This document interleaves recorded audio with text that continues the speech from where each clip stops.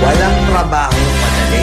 Wala kang karapatang maliitin yung trabaho ng iba. Yung iba sasabihin, gwardiya lang naman yan, rider lang naman yan, construction worker lang naman yan, gasoline boy lang naman yan, fast food crew worker lang naman yan.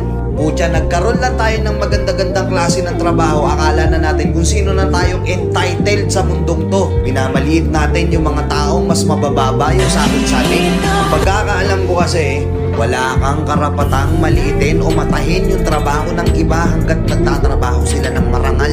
Walang trabahong madali. Lahat nagdadaan sa hirap. Lahat nagsasakripisyo. Kaya kung iniisip mong porket maganda-ganda yung trabaho mo, malaki-laki yung sinasahod mo, mamaliitin mo na yung mga trabaho ng mga taong nagtatrabaho na mas maliit yung sahod sa'yo. Mag-isip-isip ka.